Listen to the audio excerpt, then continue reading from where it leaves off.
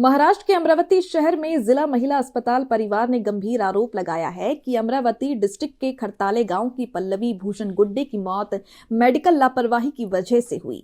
परिवार ने इस बारे में डिस्ट्रिक्ट सर्जन डॉक्टर पवार के पास लिखित शिकायत दर्ज कराई है और दोषी डॉक्टरों और स्टाफ के खिलाफ गैर इरादतन हत्या का केस दर्ज करने की मांग की है।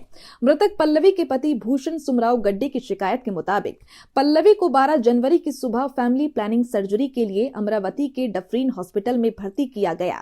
जांच के दौरान पता चला कि वो प्रेग्नेंट थी। इसके बाद डॉक्टरों ने सर्जरी से पहले अबॉर्शन किया और कुछ दवाइयां दी। उसे 16 जनवरी को ऑपरेशन थिएटर में ले जाया गया, लेकिन जब वो कई घंटों तक बाहर नहीं आई तो उसके रिश्तेदारों ने पूछा और डॉक्टरों ने उसे तुरंत इरविन हॉस्पिटल ले जाने की सलाह दी, ये कहते हुए कि पल्लवी कोमा में है। इरविन अस्पताल में भर्ती होने के बाद उसकी हालत बहुत नाजुक थी, इसीलिए परिवार ने उसे प्राइवेट रेडिएंट हॉस्पिटल में भर्ती किया। वहां हुए एमआरआई और सिटी स्कैन में सूजन और दिमाग को गंभीर नुकसान का पता चला। पल्लवी 8 से 9 दिनों तक जूझती रही। हालांकि शुक्रवार को इलाज के दौरान उसकी मौत हो गई।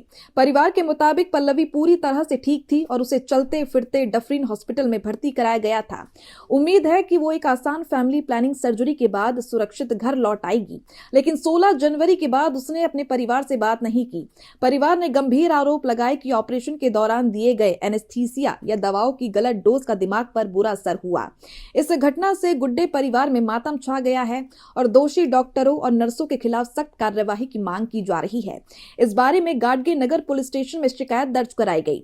इस बीच डिस्ट्रिक्ट सर्जन ने मामले का संज्ञान लिया है और 7 दिनों के अंदर जांच कमेटी बनाकर पूरी रिपोर्ट सीनियर्स को सौंपने का आदेश दिया है। इस मामले की वजह से सरकारी हॉस्पिटल में मरीजों की सुरक्षा का मुद्दा एक बार फिर सामने आ गया। जे आज जो मृत्यू झालेला आहे पल्लवी भूषण गुडदे आणि ती माझी मुलगी आहे। ती कुटुंब शस्त्रक्रियासाठी डफरीन येथे भरती झाली होती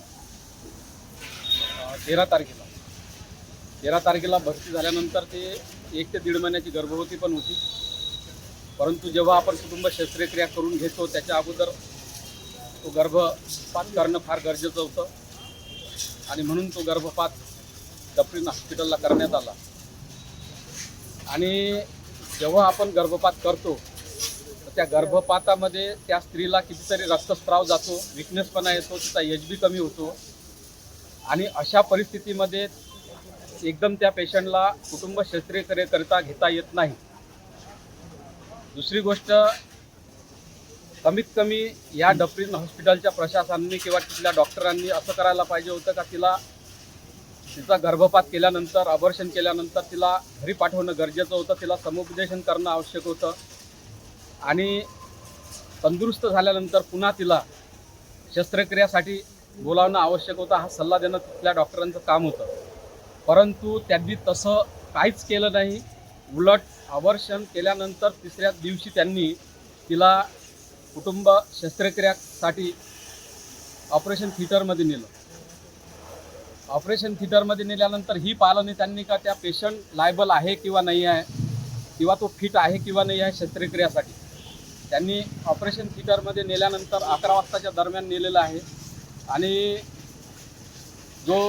तिथला जो भूलतज्ञ डॉक्टर असेल त्यांनी जे भुलीचं जे इंजेक्शन दिलेलं आहे ॲलेस्थेनियाचं, तर ते जेव्हा मी ते डॉक्टरांना भेटलो 4:30 वाजताच्या दरम्यान, त्यांनी सांगितलं का बाबा पेशंटला इंजेक्शन देण्यात आलं आणि तेव्हापासून 10 ते 15 मिनिटानंतर हा पेशंट तुमचा कोमात गेलेला आहे। आम्ही आणण्याचा प्रयत्न केला, वाट पाहिली, पण शस्त्रक्रिया अजून केली नाही असं त्यांनी आम्हाला सांगितलं। परंतु माझा एक आक्षेप आहे त्यांच्यावर का ज्यावेळेस हा भूलतज्ञ जो कोणी डॉक्टर असेल हा प्रॅक्टिशनर आहे किंवा काय, म्हणजे मला नेमकं त्याच्यावर एक हे माहिती घ्यायची आहे, त्यांच्याकडे कोणता डिप्लोमा आहे, काय सर्टिफिकेट आहे का त्यांनी असं कोणतं इंजेक्शन दिलं का एकदम डायरेक्ट पेशंट कोमात गेला।